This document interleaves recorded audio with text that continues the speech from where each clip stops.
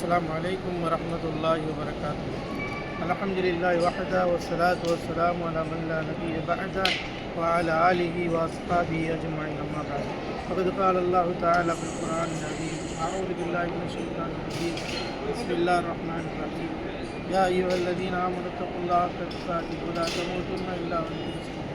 அளவற்ற அருளாளன் இரட்ட அன்புடையமாய் அல்லாஹ்வின் பெயரால் கணிதத்துக்குரிய இல்லாமல் அல்லாஹ்வின் நேரடியார்கள் அல்லாஹ் சுப்ஹானஹு வ தஆலா இந்த உலகத்தில் மனித சமுதாயத்தை படைத்து மனித சமுதாயம் நேர்வழி பெற வேண்டும் என்பதற்காக தூய்மையான இஸ்லாமிய மார்க்கத்தை வழங்கியிருக்கின்றார். இந்த மார்க்கத்தினுடைய அடிப்படையாக இருக்கக்கூடிய குர்ஆனின் மூலமாக நபி ஸல்லல்லாஹு அலைஹி வஸல்லம் போதனைகளின் மூலமாக இறைவன் இந்த மார்க்கத்தை நமக்கு தெளிவுபடுத்தியிருக்கிறார். எனவே இந்த உலக வாழ்க்கையை நாம் மறுமை வாழ்க்கைக்காக நல்ல அமல்களை செய்ய வேண்டும். அல்லாஹ் ரப்பல் ஆலமீன் குர்ஆனில் கூறினான்: இன்னல்லதீன ஆமனு வ அமிலு ஸாலிஹாத்தி உலாயிக கைருல் பரியா.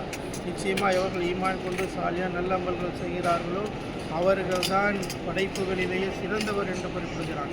எனவே இந்த உலக வாழ்க்கையை நாம் இறைவனை அஞ்சி நல்ல அமல்களை செய்ய வேண்டும்.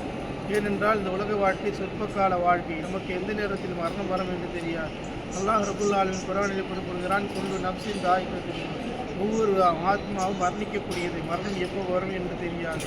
நாம் அனைவர்களுக்கும் மன்னரையினுடைய கபருடைய வாழ்க்கை இருக்கிறது என்று இஸ்லாம் நமக்கு எடுத்துரைக்கிறது. நபிகள் நாயகம் ஸல்லல்லாஹு அலைஹி வஸல்லம் அவர்களும் எடுத்து கூறியிருக்கின்றார்: இதா மாத்தல் இன்சான், ஒரு மனிதன் இறந்துவிட்டால் காமத்தி ஸஹா, மறுமையினால் வந்துவிட்டது என்று நபிகள் நாயகம் ஸல்லல்லாஹு அலைஹி வஸல்லம் குறிப்பிடுகிறார். எனவே அன்பிற்குரிய அல்லாஹ்வின் நல்லடியார்களே, நம் ஒவ்வொரு அடியார்களுக்கும் மன்னருடைய வாழ்க்கை, கபருடைய வாழ்க்கை இருக்கிறது, கபருடைய நெருக்கடி இருக்கிறது. மன்னரையிலே வைக்கப்பட்ட பிறகு நமக்கு கேள்வி கணக்கு இருக்கிறது.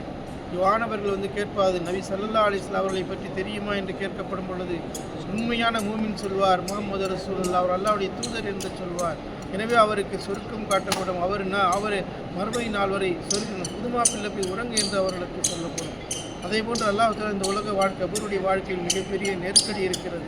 ஏனென்று சொன்னால் நபிகள் நாயகம் ஸல்லல்லாஹு அலைஹி சொன்னார்கள்: அல் கபர் அவ்வல் மனாசில் ஆகிரா. கபர் இருக்கிறதே மறுமையுடைய வாழ்க்கையினுடைய முதல் வீடு. யார் அதிலே வெற்றி பெறுகிறார்களோ அதற்கு பின்னால் எல்லாமே லேசாக ஆகிவிடும். யார் அதிலே வெற்றி பெறவில்லையோ அவர் அதற்கு பின்னால் மிகப்பெரிய நஷ்டம் என்று நபிகள் நாயகம் ஸல்லல்லாஹு அலைஹி அவர்கள் கூறினார். எனவே தான் உஸ்மான் பின் அஃபான் ரலியல்லாஹு தஆலா அன்ஹு அவர்கள் பொது மையவாடிக்கு வந்தார் என்றால் அதிகமாக அழுவார்கள்.